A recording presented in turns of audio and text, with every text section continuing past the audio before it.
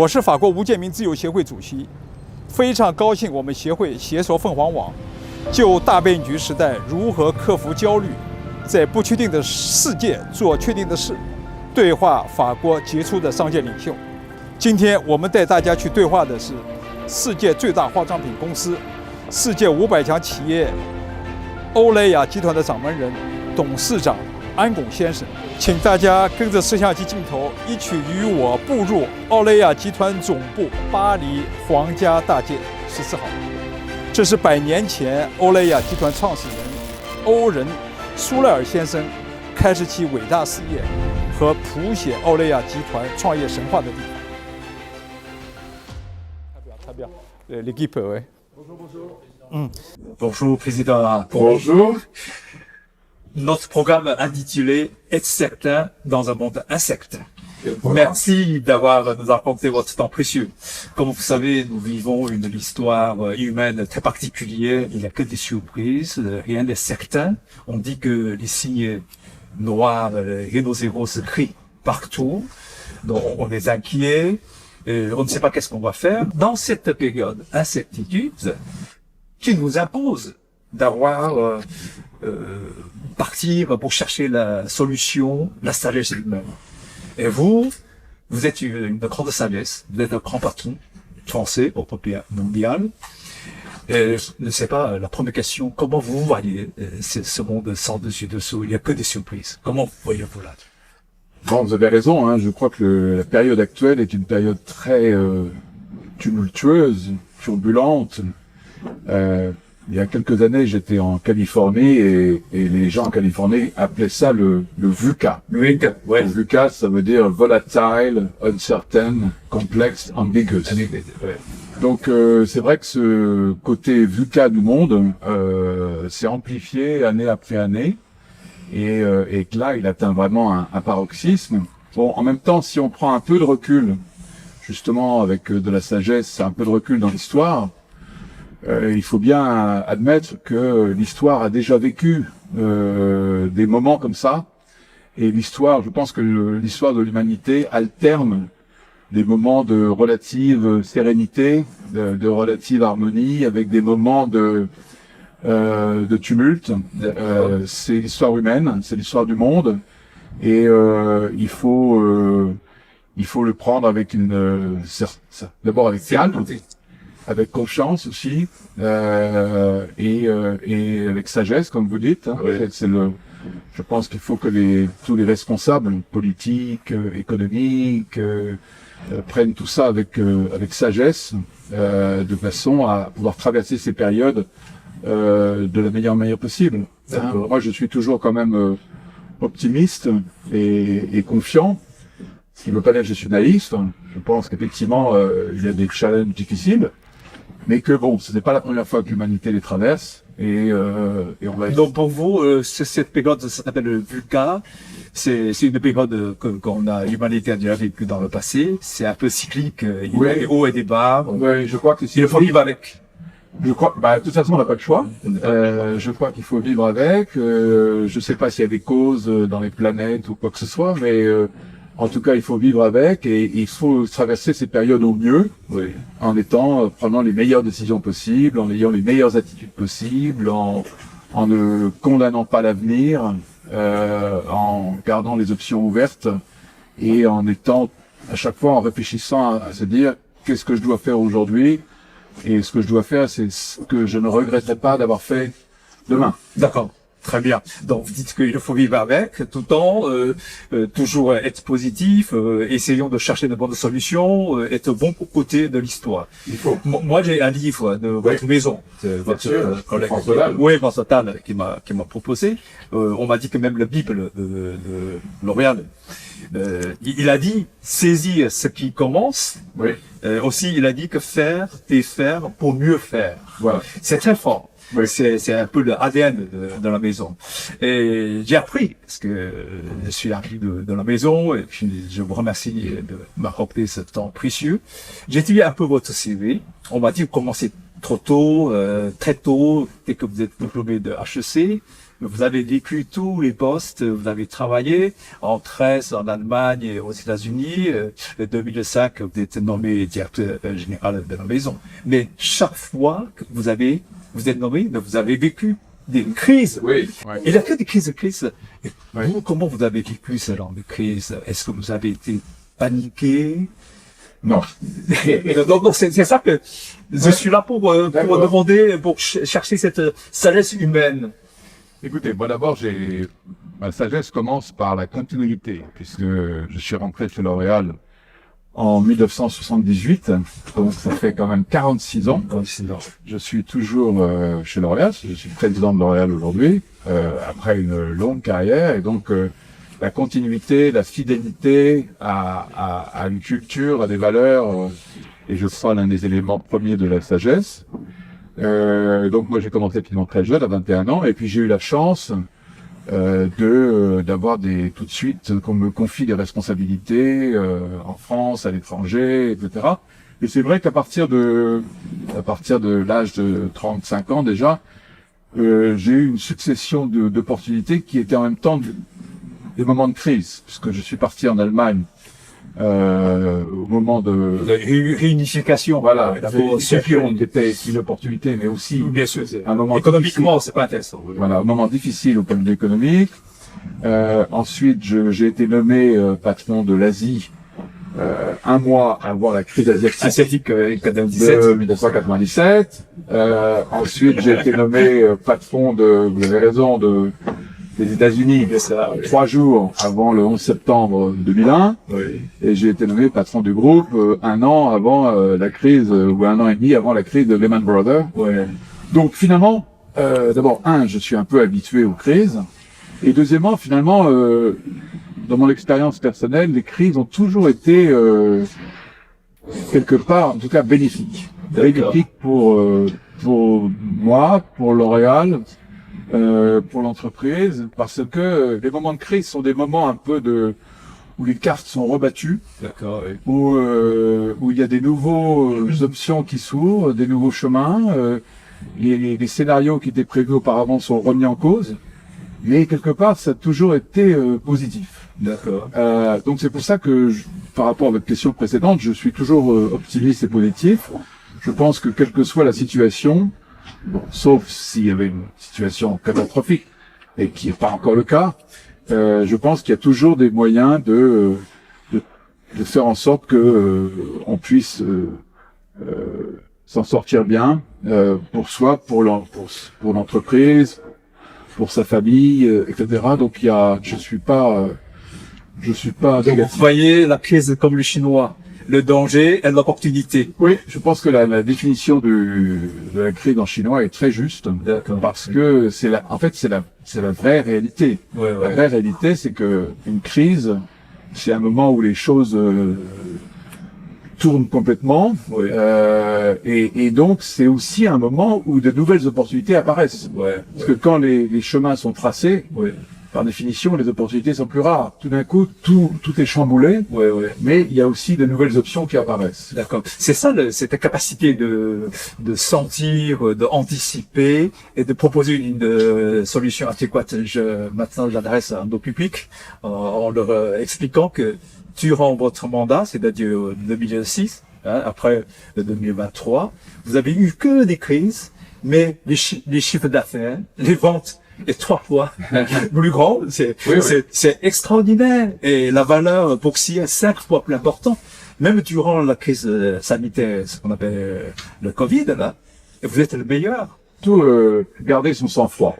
Sang-froid. Sang-froid, puisque je pourrais dire 2 choses à ce sujet. D'abord, finalement, la crise de 2008, la crise de Lehman Brothers, la crise financière de 2008, a été pour moi et pour L'Oréal finalement très bénéfique, puisque et comme tout a éclaté, ça m'a obligé à repenser la stratégie du groupe. Et c'est là d'ailleurs que j'ai imaginé et que nous avons pris les nouvelles directions en matière de digital, par exemple, en matière de développement durable. On a été la première entreprise en France, et peut-être même dans beaucoup de pays, à faire notre révolution digitale, à faire notre révolution en matière de développement durable, à faire notre révolution en matière d'éthique, révolution de notre management. Et je pense que c'est justement grâce à cette crise D'accord. que j'ai imaginé qu'il fallait tout repenser différemment et qu'on ne pourrait pas vivre les 20 prochaines années comme on avait vécu les 20 précédents. Et l'autre crise de Covid, vous en parliez, ça a été aussi quelque part de très bénéfique pour L'Oréal parce que, je regrette bien sûr ce Covid qui a été terrible pour beaucoup de gens, mais pour l'entreprise, ça a été une crise bénéfique aussi parce que nous avons su, pendant cette crise, manœuvrer très rapidement, très facilement, de manière très souple, très agile. Et c'est là où nous avons fait la différence aussi par rapport à nos concurrents. Donc cette crise a été aussi un révélateur de la nécessité pour une entreprise comme la nôtre d'être vraiment agile, vraiment rapide, vraiment léger, vraiment capable de bouger très vite. Et tout le monde l'a bien compris. D'accord, très bien. Donc, votre définition, qui est exactement ce que définit par le fameux économiste Schumpeter, il a dit destruction créative. Il faut détruire d'une manière créative.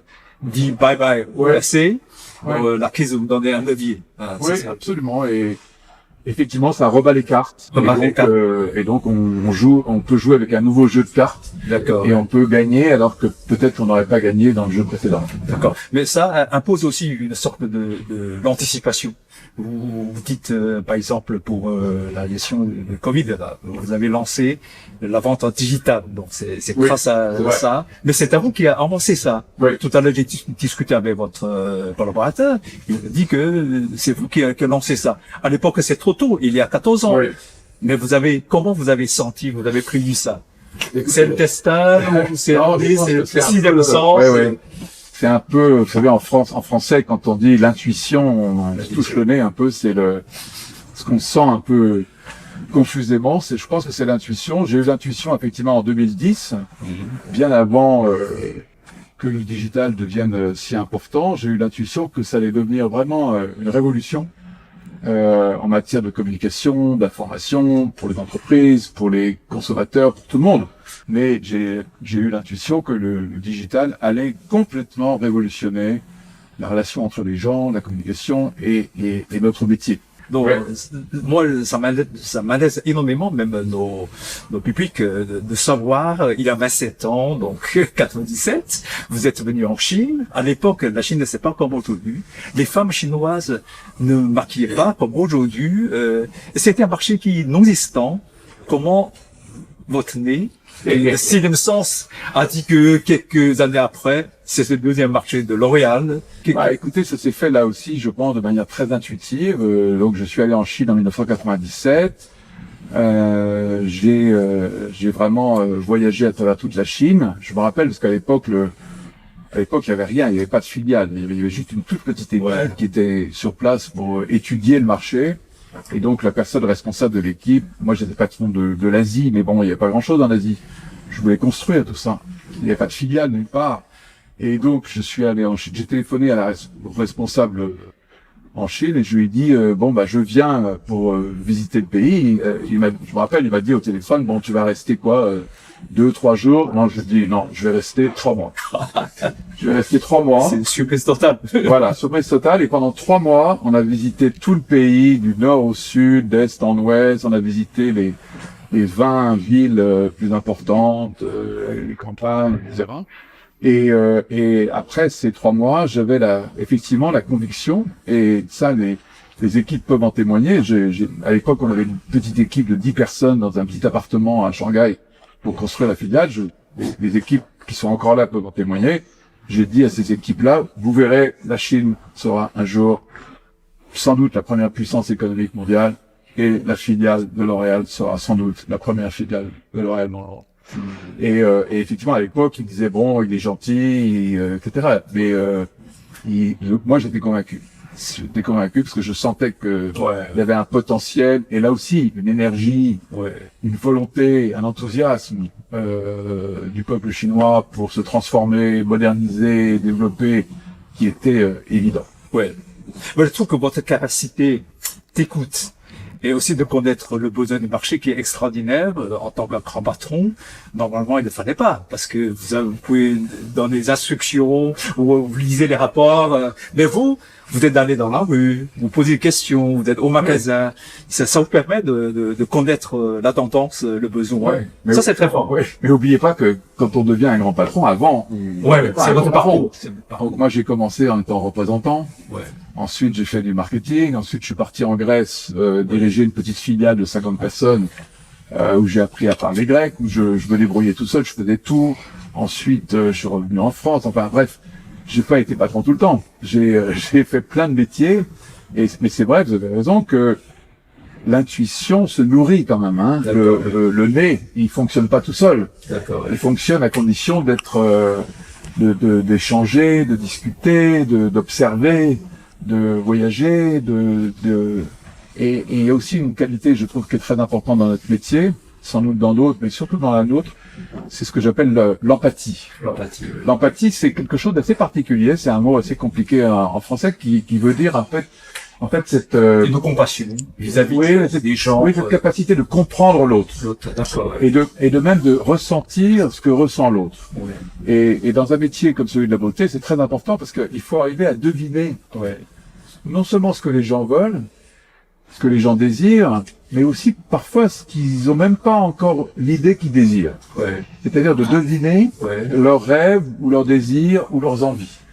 Et c'est Steven Jobs qui l'a dit. Ouais. Il ne faut pas demander le marketing, il faut éduquer le consommateur. Ouais, ça c'est encore autre chose. Ça c'est autre chose. Ça t'es éduqué le consommateur. Non, on n'éduque pas le consommateur parce que c'est pas nous qui créons les tendances. Nous, ce que nous faisons, c'est on essaie de comprendre, de sentir. C'est plus que comprendre, que c'est presque intuitif. C'est ressentir de manière empathique. D'accord.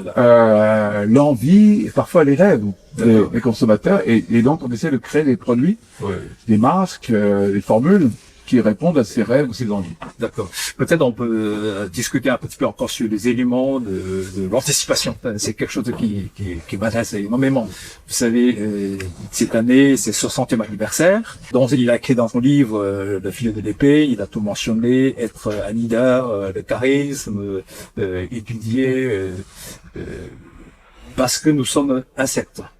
Seul que le leader qui peut nous dire quels sont les éléments fondamentaux pour que nous pouvons avoir ou suivre le pas de Général de Gaulle. Qu'est-ce qu'on peut faire, avoir cette capacité de prévoyance? Vous avez quelques... Non, je pense pas qu'il y a je pense qu'il y a des gens qui ont plus de capacité d'intuition de ce qui va se passer que d'autres, de comprendre que la Chine allait devenir une puissance majeure. C'était le pays le plus peuplé du monde.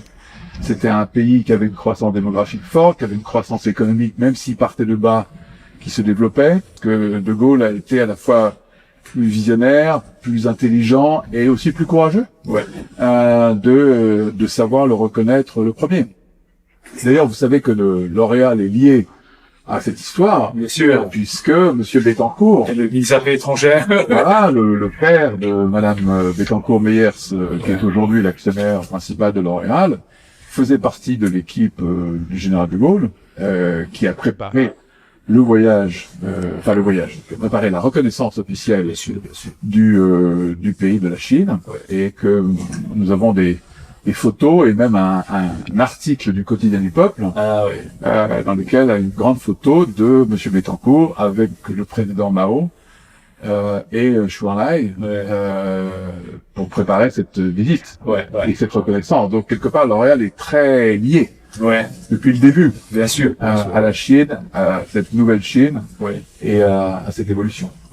C'est très touchant, en tout cas, comme histoire. Très touchant. Dans le fil de l'épée, dans l'œuvre principale de leadership de Gaulle, qui a parlé beaucoup de caractère. Il a dit que le leader, c'est l'homme de caractère. Vous avez un caractère optimiste. Vous voyez des choses plutôt positives. Être positif, avoir un caractère fort, est-ce que c'est important pour être certain dans un monde incertain? Si vous avez peur, vous êtes actif, on est foutu tête et pas. Ah oui, je pense. Alors, ça dépend ce que vous appelez être certain. Je pense que c'est difficile d'être certain dans un monde incertain, mais il faut être confiant.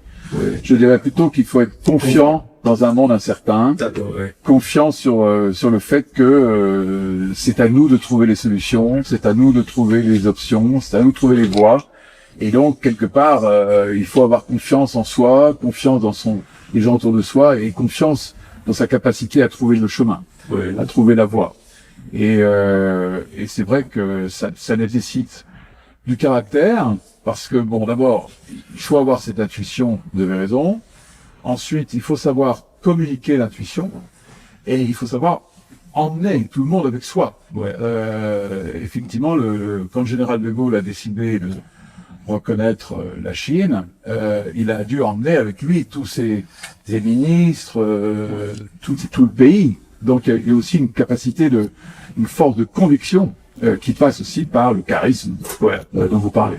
Dans être leader, il faut aussi avoir du courage, assumer la responsabilité, aussi le charisme, l'autorité, ça s'impose, hein, donc c'est très important, surtout pour un groupe comme L'Oréal. Mais le caractère être positif, optimiste, est-ce que c'est un caractère inné ou est-ce qu'on peut apprendre Ça c'est une question. Par exemple, moi aussi, j'ai un caractère plutôt positif. Parce que je suis né comme ça, donc je sais pas. Est-ce que pour vous, vous êtes né comme ça, ou peut-être vous avez lu quelques ouvrages, vous avez rencontré quelqu'un qui vous façonnait? Il y a des personnes qui sont plus optimistes, plus pessimistes, plus gays, ou plus dépressives, ou plus mais quand on a l'ambition de diriger une entreprise, d'emmener avec soi 90 000 collaborateurs, de conquérir le monde de la beauté, de convaincre des milliards de consommateurs, il vaut mieux être souriant et optimiste et convaincant plutôt que... surtout durant la crise, quand le patron il a une crise, c'est pas bon, il a fait confiance. Non, c'est très important parce que en plus les collaborateurs vous regardent tous les jours, hein, quand vous êtes le patron d'une entreprise, même s'ils vous posent pas de questions, ils vous regardent. Et s'ils vous voient serein, confiant, solide, ils sont pas inquiets. S'ils vous voient vous-même inquiet, incertain, etc., là, ils sont encore plus inquiets. Donc la confiance que communique un dirigeant est très importante pour les collaborateurs. D'accord, très bien. Donc que ce soit être certain ou être confiant dans un monde incertain, il faut avoir un leadership, il faut avoir le charisme, il faut avoir une vision. Mais tout ça, est-ce que ça peut apprendre? De Gaulle a dit que derrière toute victoire d'Alexandre, il y a Aristote. Donc c'est ce qu'il a dit. La culture générale. Est-ce que pour vous, la culture générale, apprendre les choses, Oui, je pense que par exemple la culture de l'histoire est très importante. L'apprentissage de l'histoire, c'est formidable parce que après tout, l'humanité a vécu déjà beaucoup d'événements, beaucoup de périodes, beaucoup d'expériences, beaucoup de moments, etc. Et donc la moindre des choses, c'est d'essayer de tirer l'expérience du passé. Il s'est passé déjà tellement de choses. Il y a eu tellement de gens brillants, de situations incroyables, de moments difficiles, de moments plus positifs, que c'est sûr que la connaissance de l'histoire aide beaucoup à la sagesse et à trouver des voies dans un monde incertain. Je crois que c'est fondamental. Bien sûr, je suis tout à fait d'accord. Mais dans la vie réelle, on est tous conditionnés par quelque chose d'immédiat, donc surtout les jeunes, en tout cas en Chine, qui commencent à ne pas lire beaucoup, mais ils le consultent tous les jours, chaque heure, le portable. Donc c'est le portable qui est devenu un outil d'apprendre. Ça c'est un phénomène, hélas. Le portable est à la fois, c'est un peu comme la langue des autres, ça peut être à la fois la meilleure et la pire des choses, parce que si sur le portable on lisait par exemple Aristote, c'est bien, ça serait formidable. Bon, si on ne regarde que TikTok, c'est peut-être moins instructif. Mais le portable est formidable. Moi, je sais que quand j'ai dans des discussions avec des amis, quand j'ai une question qui me vient sur l'histoire de telle cité ou telle vie ou tel pays ou tel écrivain, je regarde tout de suite sur mon portable et j'apprends immédiatement des choses que je savais pas. Donc le portable peut être aussi un formidable outil de réflexion, de culture générale, etc. Tout dépend de ce qu'on va y chercher. Monsieur le Président, vous donnez toutes les meilleures définitions, être, comment dire, le leader, être un entrepreneur. Je pense que votre parcours, votre réussite qui s'explique bien. Mais étant leader, il se trouve toujours quelque chose évident, mais il faut avoir le courage de le prendre. Souvent, leader, il est solidaire. Je pense que c'est partout comme ça. Est-ce que quand vous avez des décisions stratégiquement évidentes, mais par l'intérêt des actionnaires, mettons 2010, vous avez décidé l'année de l'innovation de digital. Donc, comment vous vécu ce genre de choses d'être seul? Est-ce être seul? Oh, moi, ça n'a jamais été un problème. Ça n'a jamais été un problème parce que, effectivement, mes intuitions sont souvent mes intuitions personnelles. Ouais. Mais après, je les partage. D'accord. Je les partage avec mes collaborateurs, aussi, vous savez, avec ma famille. Hein. Je partageais avec mes enfants, j'échangeais, etc. Partageais avec le conseil d'administration, etc. Mais finalement, les grandes décisions que j'ai prises, je les ai toujours, bien sûr, partagées avant de les prendre, mais elles sont toujours germées dans ma tête tout seul. Et parfois même, c'est le fait d'avoir cette idée et l'enthousiasme avec qui emmène tout le monde. Je me rappelle, par exemple, la dynamique concernant l'environnement et le développement durable. Ouais. C'est quelque chose que L'Oréal a commencé très tôt, en 2011. Et à l'époque, on parlait pas de très peu de développement durable, etc. Et nous, on a décidé moi, j'ai compris que ça allait devenir une priorité absolue pour une entreprise. Et que je voulais que L'Oréal, en tant que leader mondial de la beauté, contribue le premier aussi à rendre la planète plus belle. Ouais, très bien. Ça, c'est vraiment quelque chose de bien. Quand je suis entré dans le hall, là, je vois déjà votre motto qui dit créer la beauté qui fait avancer le monde. Ouais. C'est vraiment quelque chose de beau. Même le philosophe écrivain russe Dostoïevski a dit la beauté sauve le monde. Ouais. Le beau pour vous, c'est important. Est-ce que c'est un pacificateur dans ce monde incertain? Le beau, oui. Le beau, c'est un idéal. C'est un peu comme la liberté, comme la bonté, comme l'amour. Ouais. Le beau, c'est par définition ce qui exalte les aspects positifs de l'homme.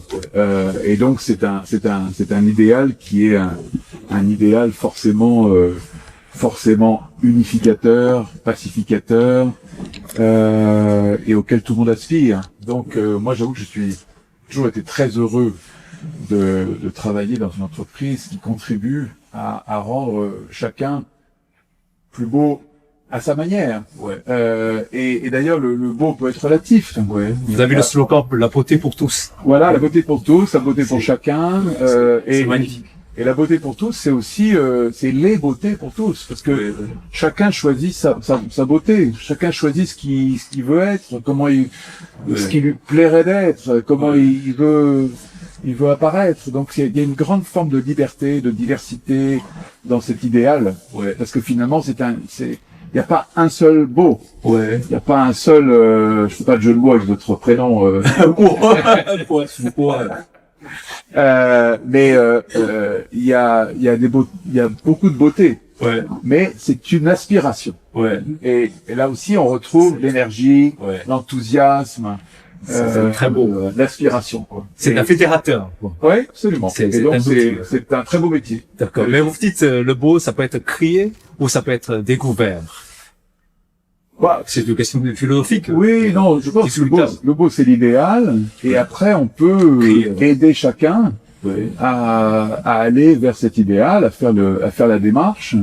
Et donc, on peut créer des produits ou créer des choses, etc. Mais vous savez, la plupart du temps, nous, on crée pas des modes, par exemple. Ouais. Les modes se créent elles-mêmes. C'est des tendances sociologiques. Et nous, on aide les consommateurs, les hommes et les femmes du monde entier, avec des produits de très bonne qualité, à accomplir leur démarche vers le beau. D'accord. Donc, on est très humble là-dessus. C'est pas nous qui définissons qu'est-ce qui est beau ou pas beau. D'accord. C'est les gens. C'est le consommateur. C'est le peuple. Oui, absolument. C'est totalement démocratique. Et d'ailleurs, c'est pour ça aussi qu'avec la stratégie que j'avais mise au point en 2006, justement, l'universalisation. Ouais. L'universalisation, ça veut dire c'est la beauté dans toutes les différences. C'est-à-dire que la beauté pour une femme chinoise n'est pas la même que pour une femme brésilienne, Ouais. ou que pour une femme africaine, ou que pour une femme française, Ouais. etc. Et donc notre mission à nous, L'Oréal, c'est effectivement d'inventer tous les produits qui permettent d'accomplir toutes les démarches de beauté pour toutes les femmes du monde entier, toutes les femmes et les hommes d'ailleurs, du monde entier. Ouais, très bien. Je sais que dans ce métier de beau, les femmes ont une place prépondérante. Donc je me demande, est-ce que c'est pour la cause des femmes que vous avez soutenu ou soutenez tous les jours la cause de l'égalité du femme, des genres, Bien UNESCO, sûr. Women in Science. Donc cette année, vous venez Ouais. de décerner à Yan Yi, Ouais. les scientifiques chinois, Absolument. il était Grand à scientifique UNESCO, il chinois. était fonctionnaire à UNESCO. Chaque cérémonie, c'est comme Oscar, c'est Oui. tellement beau, hein. Ouais. Bah, écoutez, c'est une idée qui est née il y a 25 ans, 25 ans. créée par Madame Béatrice Dautrem, qui était à la fois, à l'époque, membre du comité exécutif de L'Oréal, et qui a eu cette idée magnifique de dire, le monde a besoin de la science, et la science a besoin des femmes. Bien sûr. Parce que la science, finalement, à l'époque, en tout cas, et c'est toujours malheureusement vrai, ne reconnaissait pas assez la contribution des femmes. Par exemple, il y a eu, je pense, quelques pourcentages simplement de prix Nobel qui ont été donnés à des femmes. Et donc, quelque part, la science, qui est très importante et qui est importante pour nous aussi chez L'Oréal, puisque nous sommes très importants en matière de recherche. Donc la science est déterminante dans la création des produits, la création de formules. La science ne reconnaissait pas assez les femmes. Donc nous avons dit, on va créer un prix pour encourager toutes les femmes scientifiques à poursuivre leur carrière, à être reconnues, à être traitées de manière égale par rapport aux hommes. Et donc ça fait 25 ans qu'on fait ce prix. Évidemment, on récompense chaque année des grandes femmes scientifiques. Et on est très heureux parce que depuis qu'on a créé ce prix, on a déjà 5 femmes qui ont été lauréates du prix. Après Nobel. Hein. Voilà. Ouais, Et après, ont reçu le prix Nobel.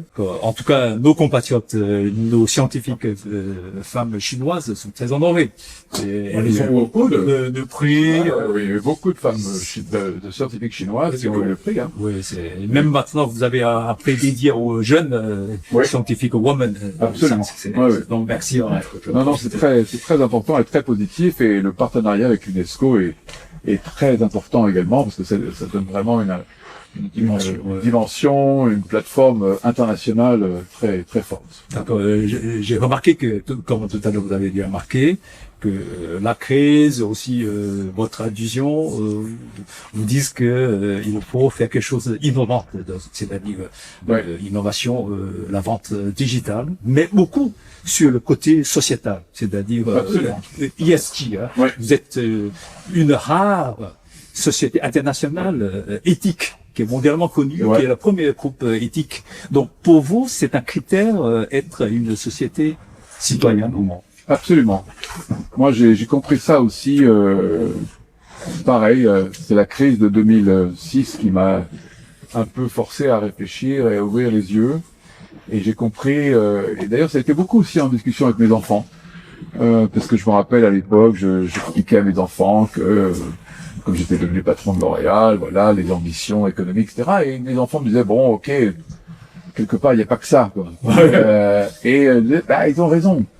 Et une société dans le 21e siècle, une société qui réussit, ça sera pas uniquement une société qui va faire de la croissance de chiffre d'affaires, c'est pas uniquement une société qui va faire des bénéfices, c'est une société aussi qui va être exemplaire dans tous les domaines de ce qu'on appelle aujourd'hui l'ESG, dans le domaine environnemental, dans le domaine éthique, dans le domaine social, dans le domaine sociétal. Et donc, moi, j'ai vraiment voulu que L'Oréal soit pionnière et exemplaire dans tous ces domaines-là. Je pense qu'on a bien réussi. Ouais, on avait bien réussi. De toute façon, ce qu'on nous avons constaté. Moi, il y a quelques jours, j'ai reçu une délégation de CIBS, SIX, que vous avez la gentillesse de l'intervenir dans votre forum. Cette délégation des jeunes entrepreneurs, ils sont 50. Ils sont venus à Station F. Ils sont émerveillés de voir votre stand. dans L'Oréal, instant dans Station Info. Donc la grande question, pourquoi L'Oréal? Moi, je vois que vous êtes partout dans l'innovation, que ce soit Station Info, Vivatech ou CBS, Las Vegas. Mais pourquoi innovation pour vous? Parce que l'innovation, c'est fondamental. C'est Bon, l'innovation en général, je pense que l'innovation, c'est justement le propre de l'homme. Ouais. Là aussi, par rapport à ce qu'on disait tout à l'heure, c'est ce qui fait l'homme, l'humanité, c'est qu'elle invente en permanence. Ouais. Elle innove en permanence. Elle ne se contente jamais de ce qu'elle a, de ce qu'elle a fait, de ce qu'elle a trouvé. Son intelligence est en permanence en recherche de quelque chose de nouveau. Et ça, c'est vrai dans tous les domaines. Et dans le domaine de la beauté, c'est particulièrement vrai parce que justement, comme la beauté est un idéal, on veut toujours s'en rapprocher. Et donc, chaque année, il y a des nouveaux produits, des nouvelles formules, des nouvelles technologies qui permettent de faire un pas de plus dans cette démarche. L'innovation, c'est que vous avez dépensé 3% de votre chiffre d'affaires et pour recherche, c'est rare pour un grand groupe. Hein. Et surtout, vous avez 4000, 5000 des chercheurs. C'est extraordinaire. Peut-être vous pourrez nous dire un mot sur l'innovation de la beauté, technique de beauté en Chine, puisque vous avez un plan, ça s'appelle Picpin. Picpin Beauty Tech. Ça marche très fort. Les Chinois sont très contents. Alors peut-être avant, je voudrais vous dire que pourquoi on est si obsédé par l'innovation scientifique, c'est qu'en fait, L'Oréal est né de l'innovation scientifique. En fait, la personne qui a créé L'Oréal, c'est M. Eugène Schueller. Ouais, c'est un chimiste. Un chimiste. Et l'histoire est amusante puisque ce M. Eugène Schueller, il était étudiant à l'école de chimie de Paris. Et bon, il savait pas très bien ce qu'il allait faire. Et un jour, il y a un coiffeur qui est venu dans la salle de cours et qui a dit au professeur de chimie, écoutez, je suis pas très content avec les produits de coloration que j'utilise, parce qu'ils sont pas très bons, les couleurs sont pas très belles. Est-ce qu'il y a pas quelqu'un dans votre classe qui voudrait m'aider à faire des produits meilleurs? Et en fait, ça intéressait personne, sauf un garçon au fond de la classe qui a dit, écoutez, moi, je veux bien essayer. Et c'est Eugène Schueller. Il a inventé ensuite la première coloration moderne. Et donc, si vous voulez, ça a été le geste fondateur de L'Oréal. Et c'est très important, les gestes fondateurs, parce que tout était dit là. C'était l'innovation, la qualité, pour la satisfaction du consommateur, autour du produit. Et finalement, tout ça a créé la dynamique de L'Oréal. Donc maintenant, nous reproduisons ça partout dans le monde. Et effectivement, l'initiative que nous prenons en Chine a pour ambition aussi de susciter un élan de start-up, de nouvelles entreprises qui vont aller en matière d'innovation, continuer à développer le marché. Très bien. Revenons encore sur la Chine, puisque vous avez la Chine, vous l'avez fréquenté depuis 27 ans, vous connaissez très bien la Chine, les Chinois, et puis les Chinois qui vous regardent, c'est-à-dire que nous avons organisé ce beau dîner, vous avez l'intervenir, vous avez dit votre confiance en Chine, en Chinois est absolue. Les Chinois sont très touchés par votre gentillesse, votre grand amour. Donc la question c'est que vous fréquentez tant de villes en Chine, vous avez une ville préférée, vous avez une cuisine, un repas préféré, chansons, artistes ou cinéma. Non, moi j'aime beaucoup la diversité des villes chinoises. Vous avez presque tout visité. Oui, presque tout. Alors je peux pas vous citer toutes les villes, mais je suis allé du nord de Harbin jusqu'à Chengdu. C'est très fort. Non, le seul endroit que j'ai pas visité, c'est Hainan. Hainan. Tout le monde va à Hainan, mais moi j'y suis pas allé. Mais bon, j'ai visité beaucoup de villes chinoises, les villes comme on dit de tier 1, 2, 3, 4. Et j'aime beaucoup cette diversité des régions. Bon, la ville que j'aime particulièrement parce que j'y suis, je m'y sens bien et j'y suis allé tellement souvent, c'est Shanghai. Bien sûr. C'est ma ville aussi. Voilà, c'est une ville extraordinaire dans laquelle je ressens une énergie, justement. Vous êtes citoyen d'honneur de la ville. Absolument. Membre de l'IBLAC. Voilà, j'ai l'honneur d'être citoyen d'honneur de la ville et membre de l'IBLAC, donc le advisory board du maire de Shanghai. Donc j'y suis très heureux. Et donc il y a cette énergie particulière, Shanghai. Mais bon, c'est vrai que dans beaucoup de villes chinoises, on sent quand même aussi beaucoup d'énergie, évidemment. Et en matière de cuisine, par exemple, moi, la cuisine que je préfère, c'est plutôt la cuisine de Chengdu. Ah, chez nous. Voilà, plutôt relevé, un peu Pimenté. piquant, pimenté, ça j'aime beaucoup ça. C'est comme Chirac. Ah bon, je ne savais pas, mais Chirac est un homme de goût. Ouais, Est un ouais. homme de goût. Oui, le cinéma, la littérature, j'ai lu pas mal de livres chinois, pas en chinois malheureusement. Et mon seul regret, c'est que avec tout ce que j'ai fait, j'ai pas eu le temps d'apprendre le chinois. Ah. En fait, j'aurais bien aimé. J'ai appris le grec, j'ai appris l'allemand, j'ai appris un certain nombre de langues, mais comme j'ai pas vécu en Chine, parce que quand j'ai créé la filiale, je venais souvent. Et comme je créais toutes les filiales en Asie, je passais mon temps à aller d'un pays à l'autre, etc. Donc j'ai pas réussi à vivre en Chine. Sinon, je suis convaincu que j'aurais appris le chinois et j'en serais très heureux. Et je trouve que l'écriture en chinois est quelque chose d'extraordinaire. Je trouve que c'est tellement plus riche que l'alphabet. C'est la calligraphie. La calligraphie et oui, c'est ça, le principe même est, à mon avis, d'un point de vue intellectuel, beaucoup plus puissant que l'alphabet occidental. Et Macron va visiter la Chine peut-être novembre, en tout cas fin d'année. Il n'y a que des visites, rencontres, la relation économique et coopération marche très fort. Pour vous, quelle est votre attente sur le marché chinois? Ah bah, mon attente est très grande. Hein. D'abord, je suis très heureux de la performance, d'abord de la contribution de la Chine à L'Oréal, puisque aujourd'hui la Chine c'est le deuxième marché, comme vous l'avez dit, mais bon, qui est très très grand. Deuxièmement, je suis très heureux du formidable succès de L'Oréal en Chine, parce qu'on a vraiment démarré de zéro. Ouais, peut-être 15 personnes, 10 personnes, peut-être 15 000. Ouais, 10 personnes dans un appartement et 0 yuan. Ouais. 0 renminbi en 1997. Hein, et aujourd'hui, c'est devenu une affaire énorme. On est devenu le premier groupe de cosmétiques en Chine. Et ça, on l'a réussi parce que on avait aussi une équipe de collaborateurs chinois absolument formidable. La Chine a été une aventure formidable. Et je dois dire que pour moi, pendant ma période de directeur général et de président de L'Oréal, ça a été ma plus grande réussite. C'est vrai que c'était ma priorité aussi. Moi, j'adore la Chine. J'ai démarré l'affaire là-bas. J'y suis allé 70 fois. Je connaissais tous les collaborateurs. C'était vraiment mon bébé, si j'ose dire. Bien sûr. Hein, et donc, ça a été ma priorité et finalement la plus grande réussite, parce que la réussite, ce que vous avez dit, la réussite de L'Oréal en Chine a été totalement spectaculaire. Elle est allée même au-delà de mes espérances les plus folles. Bien sûr. Nous sommes toujours mon successeur et moi, hein, Nicolas Hieronymus et moi, et le comité exécutif de L'Oréal, nous sommes toujours extrêmement confiants dans l'avenir de la Chine, en tant que pays, de son économie, et bien sûr de son marché, puisque c'est un marché très important. Aujourd'hui, nous considérons que il y a à peu près, vous savez, les produits que nous vendons s'adressent principalement quand même à la classe moyenne, moyenne supérieure en Chine. On l'estime aujourd'hui à peu près à 400 millions de personnes. Probablement, ça sera 500 ou 600 millions dans les 10 ans, 15 ans qui viennent. Très bien. Merci en tout cas pour vos mots, votre confiance sur le marché chinois. Monsieur le Président, on est presque à la fin de notre discussion. En tout cas, c'est un immense plaisir pour moi.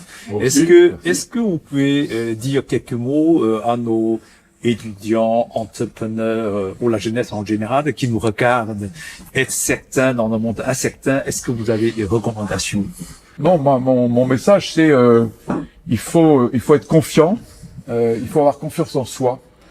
Quelque part, je pense que la meilleure réponse à votre question, comment être certain dans un monde incertain, bon, d'abord, on n'est jamais certain, mais il faut être confiant en soi-même.